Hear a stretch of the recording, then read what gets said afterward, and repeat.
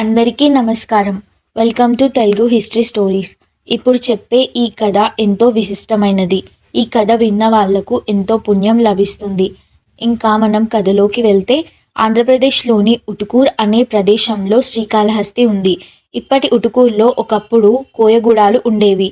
ఆ కోయ జాతికి చెందిన నాగుడు అనే వ్యక్తి ఆ కోయగూడానికి నాయకుడిగా ఉండేవాడు. నాగుడి భార్య పేరు దత్త.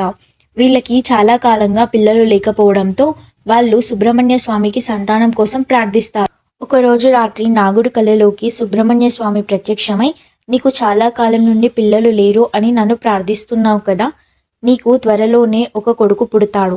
అతను ఒక మహాశివ భక్తుడై గొప్ప కీర్తి ప్రతిష్టలు పొందుతాడు అని చెప్పి వెళ్ళిపోతారు.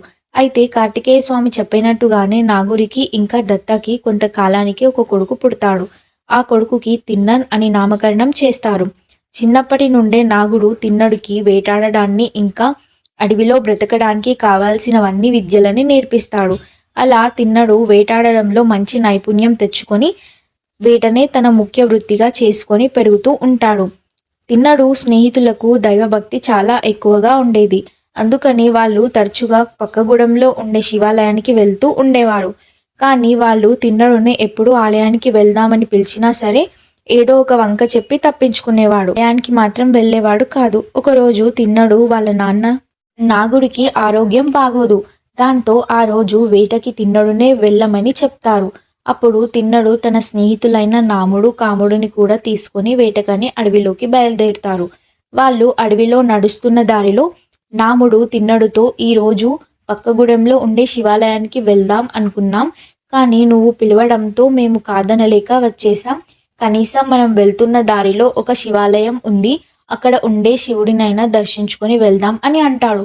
దానికి తిన్నడు, ఏంటి మీరు ఎప్పుడు చూసినా శివుడు శివుడు అని అంటూనే ఉంటారు, అసలు శివుడు నిజంగానే ఉన్నాడా, మీరు ఎప్పుడైనా అతన్ని చూసారా, అసలు శివుడి గొప్పతనం ఏంటి అని అడుగుతాడు. అప్పుడు తిన్నడు స్నేహితులు ఇలా అంటారు, శివుడు ఈ సృష్టికే మూల పురుషుడు. ఈ విశ్వాన్ని సృష్టించిన ఆదిశక్తి యొక్క పురుషతత్వమే శివుడు. అంత గొప్ప భక్తి ఉన్నా సరే ఎవరైనా నిజమైన భక్తితో కొలిస్తే శివుడు ఒక చిన్న పిల్లవాడిలాగా వాళ్ళ భక్తికి లొంగిపోయి వాళ్ళు ఏం కోరుకున్నా తీరుస్తాడు. ఆఖరికి వాళ్ళు కోరుకునేది శివుడికి అపాయం తెచ్చిపెట్టేదైనా సరే వినకుండా వాళ్ళు అడిగిన వరాన్ని తీరుస్తాడు. అందరి కష్టాలు తీర్చే దేవతలకి కూడా కష్టాలు వచ్చినప్పుడు వాళ్ళు ఆశ్రయించేది కూడా ఆ పరమశివుడినే.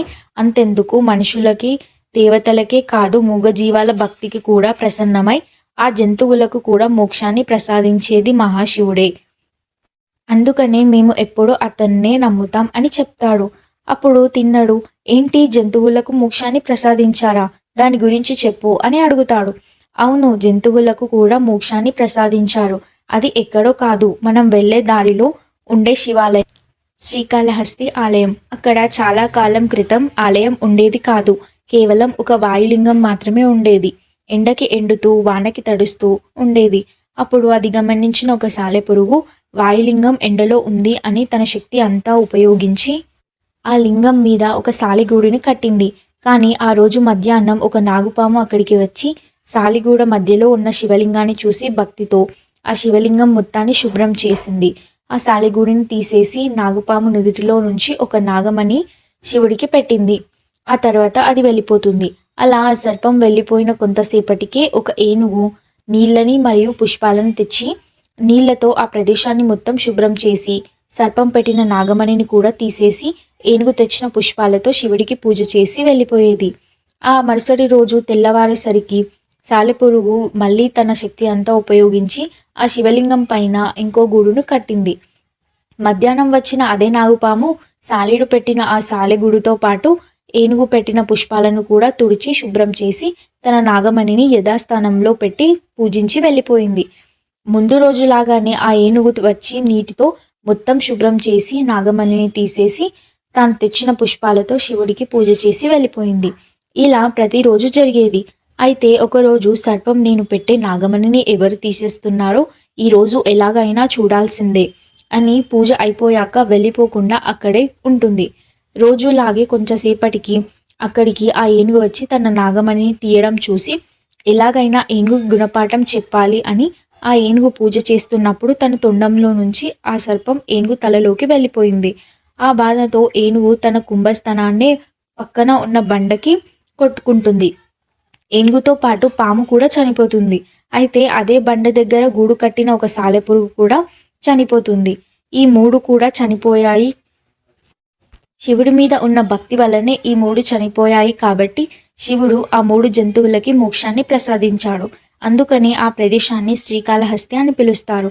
శ్రీ అంటే సాలెపురుగు, కాల అంటే సర్పం, హస్తి అంటే ఏనుగు అని అర్థం.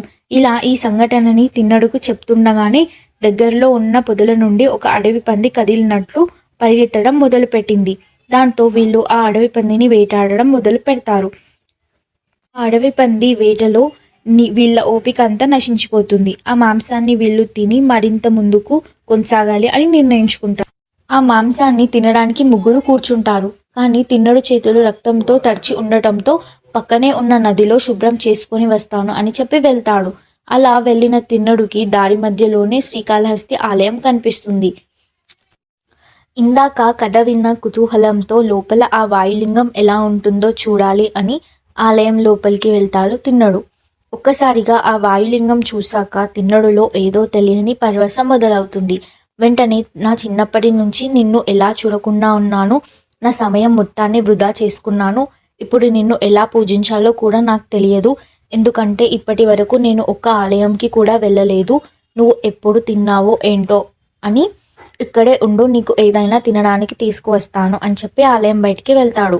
తన స్నేహితుల దగ్గరికి వెళ్ళి వాళ్ళు 3 వేటాడిన ఆ అడవి పంది మాంసంలో కొంత భాగాన్ని తీసుకుని ముందు నది దగ్గరికి వెళ్ళి ఆ నదిలో ఉన్న నీళ్లను తీసుకోవాలనుకుంటాడు. కానీ తిన్నడు దగ్గర పాత్రలు ఏవీ లేకపోవడంతో ఆ నీళ్ళని తన నోట్లో పెట్టుకొని తిరిగి శివాలయంకి వెళ్ళిపోతాడు. ఆలయం లోపలికి వెళ్ళిన తిన్నడు తన నోట్లో తెచ్చిన నీళ్లతో శివుడికి అభిషేకం చేసి తాను తెచ్చిన మాంసాన్ని నైవేద్యంగా పెడతాడు. కానీ ఎంతసేపు చూసినా శివుడు ఆ నైవేద్యాన్ని ముట్టుకోకపోవడంతో తిన్నడు ఇలా అంటాడు, ఏమైంది శివ, నేను తెచ్చిన మాంసం నీకు నచ్చలేదా? ఉండు, నీకు ఒక మంచి రుచికరమైన ముక్కని ఇస్తాను అని చెప్పి ఆ మాంసంలో నుంచి ఒక ముక్కని తిని రుచి చూసి అది శివుడికి పెడతాడు. అప్పటికి శివుడు తినకపోవడంతో తిన్నడు బాధపడుతూ, తిను శివయ్య, నాకు పూజలు చేయడం రాదు, కానీ నేను చాలా భక్తితో ఈ మాంసాన్ని నీకు ఇస్తున్నాను. నీవు కనుక ఈ మాంసం తినకపోతే నేను కూడా ఆహారం మానేస్తాను అని అంటాడు. వెంటనే ఆ శివలింగానికి 2 చేతులు, ఒక నోరు వచ్చి తిన్నడు తెచ్చిన మాంసాన్ని ఆ శివలింగం తింటుంది. దాంతో చాలా సంతోషిస్తాడు. ఈ రోజు అంటే ఆహారం నేను పెట్టాను, మరి నీకు రోజు ఎవరు పెడతారు అని అంటూ ఇప్పటి నుంచి నేను ఇక్కడే ఉంటూ నిన్ను చూసుకుంటాను అని అంటాడు. ఈ విషయం నా స్నేహితులకు చెప్పి వస్తాను అని తిరిగి వెళ్తాడు. తన స్నేహితులు తిన్నడి కోసం చాలా సేపటి నుండి ఎదురు చూస్తారు. ఎంతసేపో ఏం చేస్తున్నావు, పద మనం వేటకు వెళ్దాం అని అంటారు. కానీ తిన్నడు, మీరు వెళ్ళండి, నేను ఇంకా ఇంటికి రాను, ఇక్కడే ఉంటూ నా శివయ్యను చూసుకుంటాను అని అంటాడు. ఎప్పుడు లేని విధంగా తిన్నడు ఒక్కసారిగా ఇలా మాట్లాడడంతో తన స్నేహితులు ఆశ్చర్యపోతారు. వాళ్ళు తిన్నడు వాళ్ళ నాన్న దగ్గరికి వెళ్ళి, నాగుడికి ముందే సుబ్రహ్మణ్య స్వామి కలలో చెప్పారు కాబట్టి ఇదంతా దైవ లిఖితం అని తెలుసుకొని చాలా సంతోషిస్తాడు. అలా అప్పటి నుండి తిన్నడు శివాలయంలోనే ఉంటాడు. మరునాడు శివుడికి ఆహారం పెట్టాలని మాంసం కోసం వేటాడడానికి అడవిలోకి వెళ్తాడు. ఆ సమయంలో అక్కడికి వచ్చిన ఆలయ పూజారి తినేసి వదిలేసిన మాంసం ఎముకలు చూసి, ఏంటి శివ, ఎవరు నీ పవిత్రమైన ఆలయంలో ఇలాంటి పనిని చేస్తారు? ఈ అపచారం చేసిన వాళ్ళని శిక్షించాలి అని అంటూ ఆలయం మొత్తాన్ని శుభ్రం చేసి పూజ చేసుకొని ఆ పూజారి అక్కడి నుండి వెళ్ళిపోతాడు. ఇంతలో వేటకు వెళ్ళిన తిన్నడు శివుడి కోసం మాంసంతో పాటు పట్టు తేనెను తీసుకువస్తాడు. ముందు రోజులానే ఆ శివలింగానికి మళ్ళీ చేతులు నోరు వచ్చి ఆ మాంసం తినేసి ఆ తేనెను తాగుతుంది. ఇలా కొన్ని రోజులు గడుస్తాయి. ఒకరోజు ఆ పూజారి ఎలాగైనా సరే అపచారం చేస్తున్న వాళ్ళని పట్టుకోవాలి అని ఇంటికి వెళ్లకుండా అక్కడే దాక్కుని చూస్తూ ఉంటాడు. రోజులాగే తిన్నడు ఆలయం లోపలికి వచ్చి తన నోట్లో ఉన్న నీళ్లతో శివుడికి అభిషేకం చేసి తాను తెచ్చిన ఆ మాంసాన్ని శివలింగం ముందు పెట్టి ఉంచుతాడు. దాంతో తిన్నడుకి ఎలాగైనా శిక్ష పడాలి అని ఆ పూజారి ఆలయ ధర్మకర్తకి చెప్పాలి అని ఆలోచిస్తూ అక్కడి నుండి వెళ్ళిపోతాడు. కైలాసంలో ఇదంతా గమనిస్తున్న పార్వతీదేవి శివుడితో ఇలా అంటుంది, స్వామి, ఈ 2 భక్తుల్ని చూస్తారా? ఎంతో భిన్నంగా ఉన్నారు కదా. ఒకవైపు ఆ పూజారి మీకు ఇష్టమైన మారేడు దళాలు తెస్తూ ధర్మబద్ధంగా మంత్రాలు చదువుతూ మీకు పూజలు చేస్తున్నారు. మరోవైపు ఈ బోయవాడేమో ధర్మ విరుద్ధమైన పనులు చేస్తున్నాడు. కానీ ఎంతో ప్రేమతో మీకోసం మాంసం తెస్తున్నాడు. వీళ్ళిప్పుడు మరుసటి రోజు తిన్నడు వేటకి వెళ్ళినప్పుడు ఆ పూజారి శివుడికి ఎంతో ప్రీతికరమైన మారేడు దళాలను తీసుకువచ్చి వాటిని శివలింగం ముందు పెట్టబోతుంటే ఆ లింగానికి 2 కళ్ళు వచ్చినట్టుగా గమనించి ఆ పూజారి ఎంతో సంతోషించి, శివయ్య, నన్ను చూడడం కోసం నువ్వు కళ్ళు తెరిచావా స్వామి అని ఆనందంతో పొంగిపోతూ ఉంటాడు. కానీ ఆ ఆనందం ఎక్కువసేపు ఉండదు. శివుడు తెరిచిన ఆ 2 కళ్ళల్లో నుండి ఒక కంటి నుండి రక్తం రావడం మొదలవుతుంది. ఈ దృశ్యాన్ని చూసిన ఆ పూజారి భయపడి, ఇక్కడేదో దుష్టశక్తి ఉంది, నా ప్రాణాలు పోయేలోపే నన్ను నేను కాపాడుకోవాలి అని ఆలయం నుంచి బయలుదేరి వెళ్తుండగా తిన్నడు అక్కడికి రావడాన్ని గమనిస్తాడు. అతన్ని చూసి దాక్కుంటాడు. లోపలికి వచ్చిన తిన్నడు ఆ శివలింగం కంట్లో నుంచి రక్తం రాళ్లకు, నాకు దొరికితే వాళ్ళని నేను వదిలిపెట్టను, నాకు ఇప్పుడు ఏం చేయాలో కూడా అర్థం కావట్లేదు అని అంటాడు. నీ దెబ్బకి నేను మందు తయారు చేస్తాను అని చెప్పి అడవిలోకి వెళ్ళి తిన్నడు తండ్రి నేర్పించిన పసరు వైద్యంలో నుంచి కొన్ని ఆకుల్ని తెచ్చి నూరి ఆ పసరుని కంటికి పెడతాడు.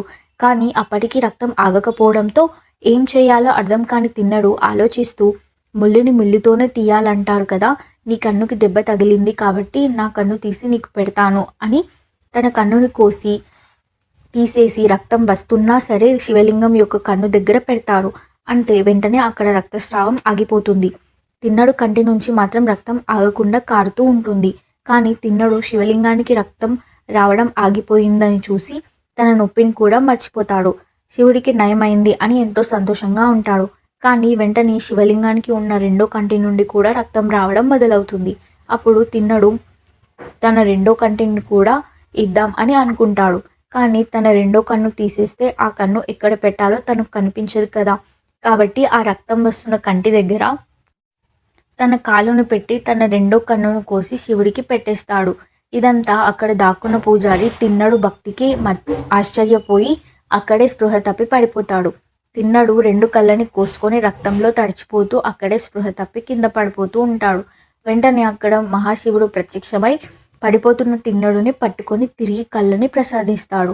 ఒక్కసారిగా శివుడు నిజ రూపాన్ని చూసిన తిన్నడు భక్తితో ఆనందంతో కంట నీళ్లు పెట్టుకొని శివుణ్ణి హత్తుకుంటాడు.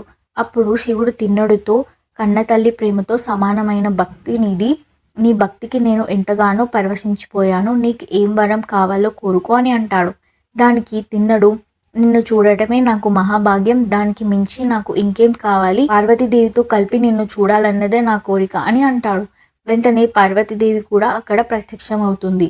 తన కన్నులు ఇచ్చాడు కాబట్టి అప్పటి నుండి అందరూ తిన్నడుని భక్త కన్నప్పగా పిలుస్తారు అని శివుడు వరాన్ని ప్రసాదిస్తాడు.